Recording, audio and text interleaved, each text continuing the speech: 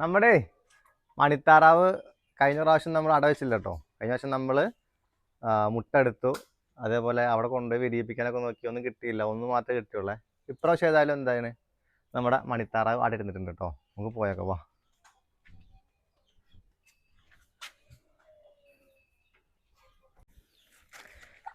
അപ്പോഴേ നമ്മുടെ മണിത്താറാവ് ഇത് നോക്ക്, തൂവലൊക്കെ ഇങ്ങനെ ആക്കിയിട്ടുണ്ട് കേട്ടോ. നമുക്ക് എന്ത് ഭംഗിയെ കാണാൻ, എന്തുമാതിരി പണിയെടുക്കാനല്ലേ ഇന്നൊക്കെ ഈ സംഭവം ആക്കണം എന്നുണ്ടെങ്കിൽ. ഇത് അതിൻ്റെ തൂവൽ തന്നെയാണ് പിച്ച് പിച്ച് പിച്ച് ഇങ്ങനെ ഒരു എന്താ പറയുക, ഒരു മെത്ത പോലെ ആക്കിയിട്ടുണ്ട് കേട്ടോ.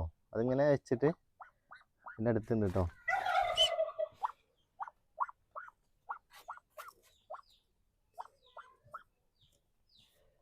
പക്ഷെ കംപ്ലീറ്റ് ആയിട്ടില്ല കേട്ടോ, തുടങ്ങിയിട്ടേ ഉള്ളൂ തോന്നുന്നുണ്ട്. ഇതാ ഫുള്ള് തൂവലും അങ്ങനെ അങ്ങനെ അങ്ങനെ പിച്ച് പിച്ച് നോക്ക്. ഏകദേശം ഈ ഒരു ഇതിൽ സംഭവം ശ്രദ്ധിച്ച് നോക്കിയാലേ അറിയുള്ളൂ തൂവലാണ് കേട്ടോ. ഒരു തുണിയൊക്കെ നമ്മൾ ഇതാക്കൂലേ, അതേമാതിരി അതന്നെ ഇരുന്ന് ഇങ്ങനെ ഉണ്ടാക്കി വെച്ചേക്കാണ്.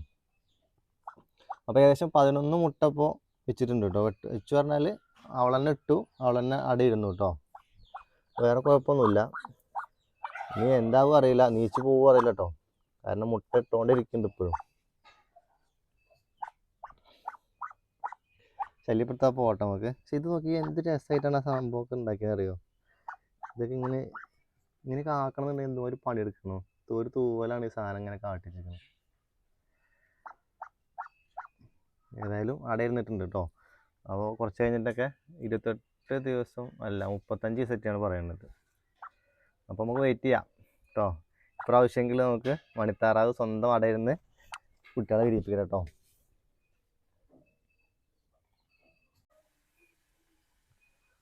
മറ്റേ ആൾക്കാർ ഇവിടെ ഉണ്ട് കേട്ടോ.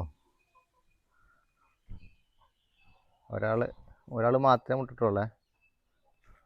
അവൾ ഭയങ്കര ദേഷ്യത്തിലാട്ടോ.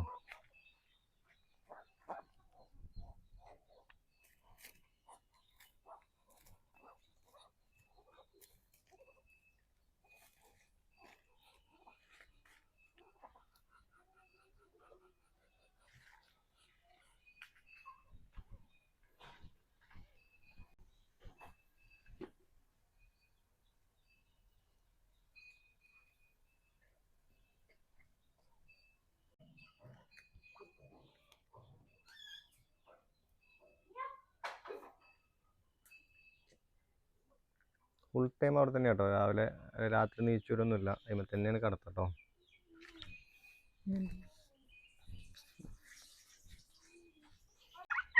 ടർക്കികളോട് ഉണ്ട് കേട്ടോ.